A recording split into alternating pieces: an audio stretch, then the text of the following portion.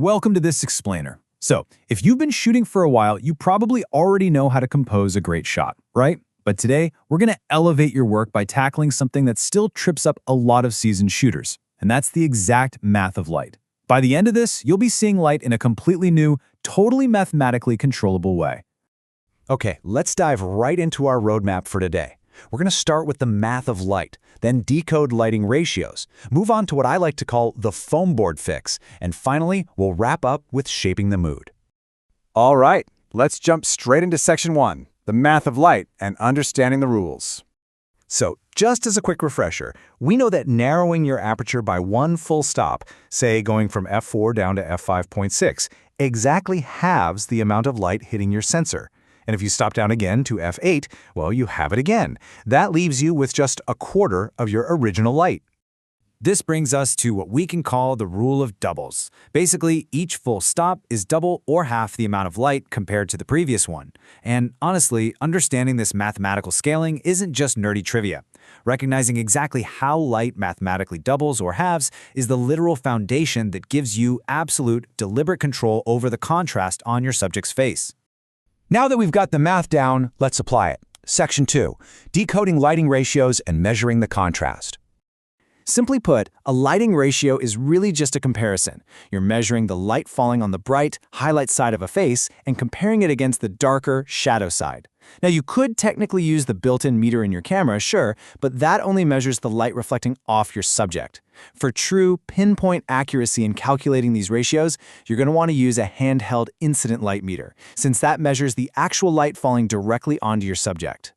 Out in the real world, this is just a quick three-step dance. First, you meter the highlight side nearest your light. Then, you bounce some of that light back into the shadows using a modifier. And finally, you meter that shadow side to find your exact difference. Oh, and a quick pro tip for you here. When you're metering the shadow side, make sure you actually shield your light meter with your hand. Otherwise, your main light source might artificially inflate your reading, and we definitely don't want that.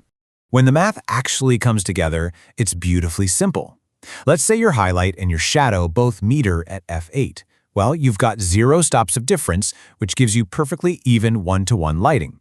But if your highlight is f8 and your shadow drops down to f4, that is a 2-stop difference. And going back to our rule of doubles, 2 times 2 is 4, which gives you a much more dramatic 4-to-1 ratio.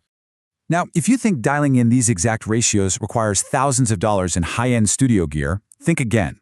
Let's get into Section 3, the foam board fix, your new magic weapon. According to Caleb Pike over at the DSLR Video Shooter channel, you really don't need to empty your wallet to shape light like a pro.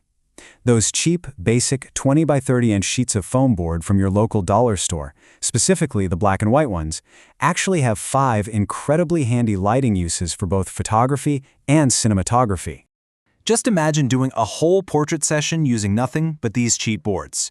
You can position a whiteboard opposite your window to act as a fill light, or you can even fire a harsh flash directly into it for a beautifully soft primary bounce source. Need to kill some unwanted spill? Just swap to a blackboard to flag it off.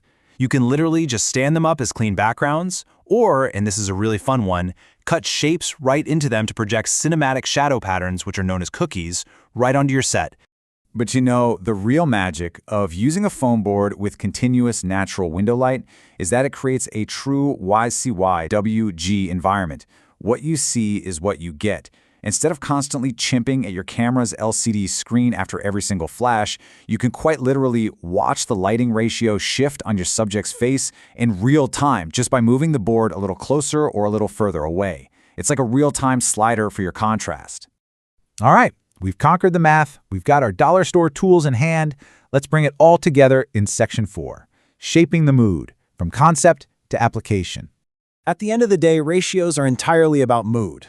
Generally speaking, you're going to want to stick to flat 1-to-1 or subtle 2-to-1 ratios for subjects that invoke innocence or softness. Think babies, young children, things like that. It's flattering and it's gentle.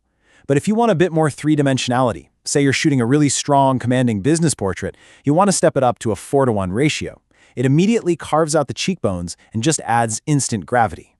And then we have the 8-to-1 ratio. If you're photographing a weathered, grizzled cowboy, or maybe you're exploring the shadowed, rain-slicked visual style of classic film noir, well, an 8-to-1 ratio is exactly your ticket. It gives you this massive 3-step jump from the highlight to the shadow, creating just an intense, dramatic, cinematic tension. You do need to proceed with caution here, though.